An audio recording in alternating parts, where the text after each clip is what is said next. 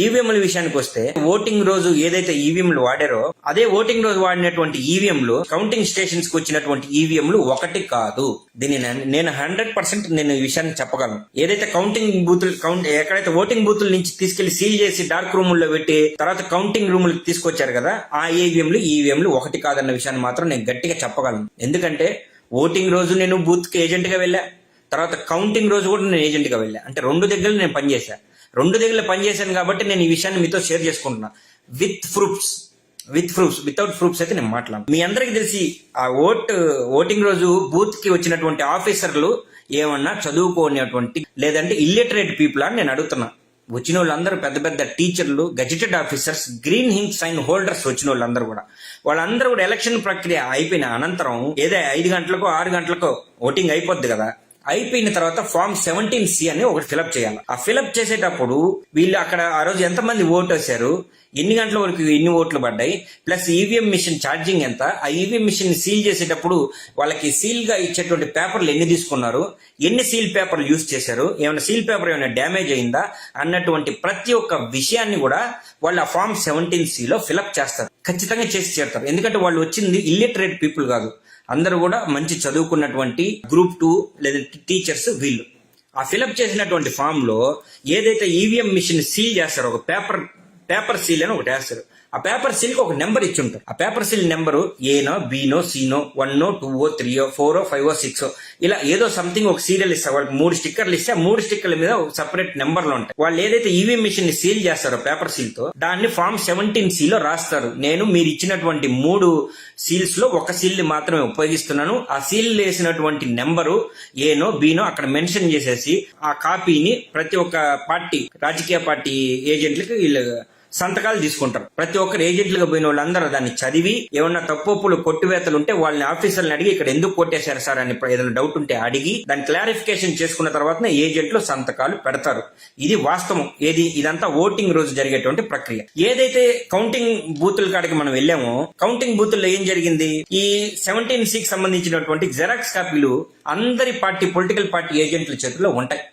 ఆ box open చేసేటప్పుడు ఆ లోపల ఎవరైతే కౌంటింగ్ ఆఫీసర్స్ ఉన్నారో వాళ్ళు లౌడ్ గా అంటే పెద్దగా చదువుతారు ఆ ఫామ్ లో ఉన్నటువంటి డీటెయిల్స్ అన్ని చదివేటప్పుడు ఎవరైతే ఈ ఈవీఎం మిషన్ ఓపెన్ చేస్తారో వాళ్ళు మనకి చెప్తా ఉంటారు, చూసారా సార్ ఈ నెంబర్ అని చెప్పి ఆ ఈవీఎం బాక్స్ తో పాటు మనకు చూపించడం జరుగుతుంది. మనం ఓకే అన్న తర్వాతనే ఫర్దర్ గా నెక్స్ట్ స్టెప్ కి వెళ్తారు. మనం గానీ అబ్జెక్షన్ గానీ అక్కడ చెప్తే ఫర్దర్ గా నెక్స్ట్ స్టెప్ కి వెళ్ళేదానికి ఆఫీసర్స్ కి అక్కడ వాళ్ళకి అవకాశమే లేదు. మాక్సిమం 10 రౌండ్స్ అంటే ఒక 10 రౌండ్లు కౌంటింగ్ ప్రకటన జరిగిన అనంతరం పరిస్థితి ఏ విధంగా ఉందంటే వాళ్ళు ఏదైతే సీల్ వేశారో సీల్లో ఇక్కడ మనకి ఇచ్చినటువంటి పేపర్ లో ఏ అని ఉంది, మనం చూస్తున్నాం సీల్ నెంబర్ ఏ అని. అక్కడ తీరా మిషన్ మీద చూస్తే అది బీనో, సీనో ఉంటుంది. అర్థమైందా? అంటే ఇక్కడ మనకి ఇచ్చినటువంటి జెరాక్స్ కాపీలో ఫామ్ 17Cలో సీల్ చేసిన నెంబర్ 1 అని ఉంటే అక్కడ వాళ్ళు ఓపెన్ చేస్తున్నటువంటి బాక్స్ లో 2 or 3 ఉంటుంది. దాన్ని మేము హ్యాండ్ రేస్ చేసి ప్రశ్నించడం కూడా జరిగింది వైఎస్ఆర్సీపీ పార్టీ తరఫున. హ్యాండ్ రేస్ చేసి మేడం, మాకు ఒక మేడం అక్కడ ఏలూరుకి సంబంధించినటువంటి అసిస్టెంట్ కమిషనర్ గారు అనుకుంటే ఆ రోజు కౌంటింగ్ బూత్ ఏజెంట్ కి వచ్చారు. మేబీ నాకు కరెక్ట్ గా ఆమె డెసిగ్నేషన్ నాకు గుర్తులేదు. ఒక లేడీ, ఆమె ఫోటో కూడా ఉంది, కాల్చుంటే నేను పెడతా. అడిగినప్పుడు సార్ అదేదో హడావిల్లో వాళ్ళు ఆ విధంగా కింద ఫామ్ లో రాసేసి పైన ఒకటి ఏదో హడావిల్లో అంటే 100లో 1 అవ్వాలా లేదంటే 100లో 2 అవ్వాలా. ఈ 100 బాక్సుల్ని సీల్ చేసిన ఆఫీసర్ ఒకడు కాదు, 100 బాక్సుల్ని 100 మంది ఆఫీసర్లు సీల్ చేసి ఉంటారు. 100 పోలింగ్ బూతులు ఉంటాయి. ఆ 100 పోలింగ్ బూత్ లో 100 మంది ఆఫీసర్లు సీల్ చేసి ఉంటారు. ఏదో హడావిడిలో అయితే తప్పు అయితే మహా అయితే ఒకటైతే ఎక్స్క్యూజ్ చేస్తారు, కానీ 10లో 8 బాక్సులు తప్పు అయితే ఎవరు ఎక్స్క్యూజ్ చేస్తారు? 10లో 8 బాక్సుల మీద ఈ పేపర్ సీల్ టేప్ అయితే ఉందో అది వాళ్ళు చూపిస్తుండేది ఇక్కడ ఫామ్ 17Cలో ఉండేది మ్యాచ్ అవ్వట్లా. మేము దాన్ని ప్రశ్నించాం కూడా. అప్పటికే ఏమైందంటే టైం 10-11 అయిపోతుంది. అప్పటికే భారీగా ప్రకంపనలు, తెలుగుదేశం పార్టీ కూటమి భారీ మెజార్టీతో అక్కడ ఇక్కడ గెలుపొందుతున్నారు. ఈ నిరుత్సాహంతో వైఎస్ఆర్సీపీ పార్టీ శ్రేణులు కౌంటింగ్ బూతుల దగ్గర నుంచి లేదంటే కౌంటింగ్ అక్కడైతే మనకి ఏదైతే ఇచ్చారో ఆ ప్లేస్ నుంచి కొంత వెళ్ళిపోవడం జరిగింది. ఫైట్ చేయడానికి స్ట్రెంగ్త్ తగ్గింది. యాక్చువల్ గా ఆ రోజు స్ట్రెంగ్త్ గాని ఉంటే ఆ రోజు వదిలిపెట్టేటువంటి పరిస్థితులు లేవు ఆంధ్రప్రదేశ్ లో కూడా నేను ఈ వీడియో ద్వారా తెలియజేసుకుంటాను. ఆ రోజు యాక్చువల్ గా నేను తర్వాత అందరితో చర్చించాను. బయట అప్పటికే నాయకులు అనేవాళ్ళు కొంతమంది అంటే ఆల్మోస్ట్ ఓటమిని జీర్ణించుకోలేక లేదంటే ఓటమి పాలైపోయిన బాధతోటో కొంతమంది అక్కడి నుంచి వెళ్ళిపోయారు.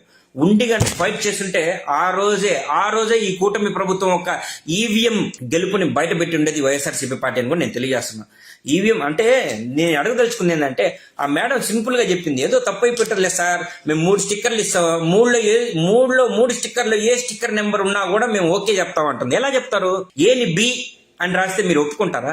లేదంటే బిని సి అని రాస్తే మీరు ఒప్పుకుంటారా? పాస్ మార్క్ వేస్తారా? ఎగ్జామ్ లో ఏబిసిడి ఆప్షన్లు ఇచ్చినప్పుడు 4 ఏదో ఒకటి రైట్ ఆన్సర్ అని మనకి తెలుసు.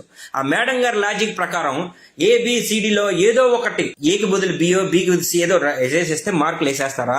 ఆ రోజు ఆమె చెప్పినటువంటి సమాధానం కూడా అలాగే ఉండింది. ఆ ఫోటో కూడా నా దగ్గర ఉంది. ఆ మేడం ఎవరైతే తప్పు చేసి దాన్ని వాదించి, అక్కడ ఉన్నటువంటి మెజారిటీ ఆఫ్ పీపుల్ కూటమి పార్టీకి సంబంధించిన వాళ్ళు కాబట్టి వాళ్ళందరూ నోర్లు మెదపడం వల్ల వైఎస్ఆర్సీపీ పార్టీకి కౌంటింగ్ ఏజెంట్లు లేనటువంటి పరిస్థితి ఆ రోజు బూతుల్లో మాకు ఏర్పడింది.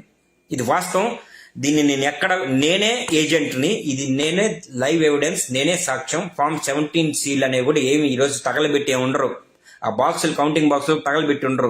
నిజంగా కూటమి ప్రభుత్వానికి దమ్ము ధైర్యం ఉంటే ఆ బాక్సులు, ఆ ఫామ్ 17 సీల్ తీరిస్తే ఈ రోజు కూడా వాళ్ళ విషయం బయటపడిపోతుంది. నేను ఖచ్చితంగా చెప్పగలను. ఒక పక్క పరకాల ప్రభాకర్ గారు చెప్తానే ఉన్నారు, ఎలక్షన్ అయిపోయింది 5 గంటలకి 64.04% సంథింగ్ ఓట్ పోల్ అయినట్లు ఈసీ డిక్లేర్ చేయడం, తర్వాత 5:45కి ఇంకొక తర్వాత దాన్ని 64.12గా ప్రకటించడం, దాని తర్వాత మళ్ళీ 11 గంటల వరకు, తర్వాత నైట్ 11:45 వరకు, తర్వాత 2 గంటల వరకు ఇవన్నీ పరిశీలిస్తా వస్తే పగల కంటే కూడా రాత్రి పూటే చకచకా ఓట్లేసిన వాళ్ళ సంఖ్య ఎక్కువైపోతుంది. నిమిషానికి 3 ఓట్లు వేసేస్తున్నారు 20 సెకండ్ల టైంలో.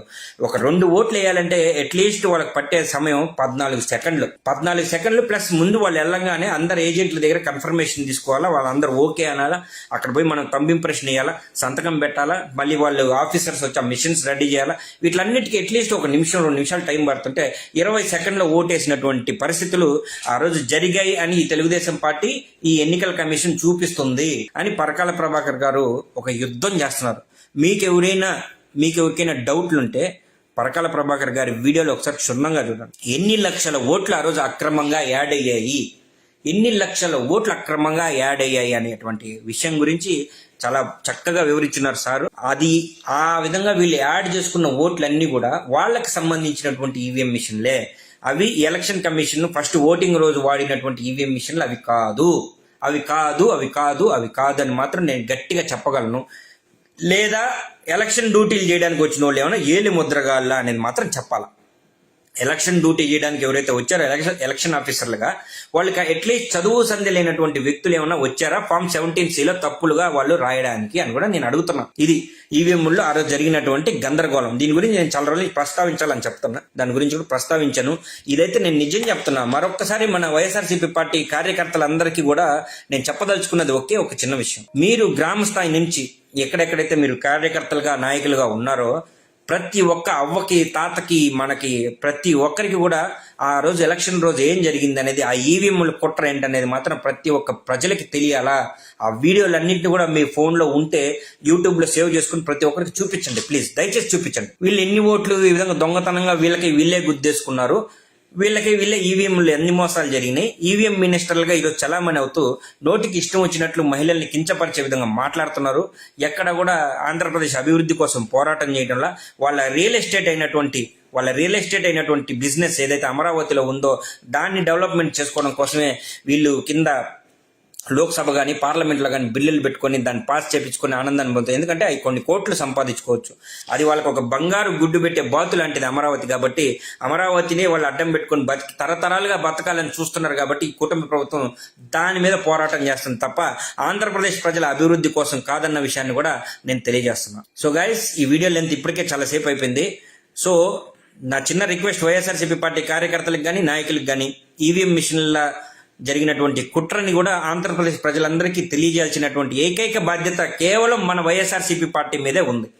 ఇదైతే నేను చెప్పగలను. మన వైఎస్ఆర్సీపీ పార్టీ కార్యకర్తలు, నాయకులు ఈ విషయం మీద సమిష్టిగా పోరాటం చేసి ప్రజలకి క్షుణ్ణంగా అర్థమయ్యేలా తెలియజేయాల్సినటువంటి బాధ్యత మనందరిది. జగన్మోహన్ రెడ్డి గారు 2029లో, ఆల్రెడీ 2029 ఎందుకు 2024లోనే భారీ మెజారిటీతో గెలిచినటువంటి ఏకైక పార్టీ వైఎస్ఆర్సీపీ పార్టీ అని కూడా ఈ సందర్భంగా చెప్తున్నా. దాన్ని తారుమారు చేసి మీరు గెలిచారు అన్న విషయాన్ని కూడా నేను స్పష్టంగా తెలియజేస్తున్నా.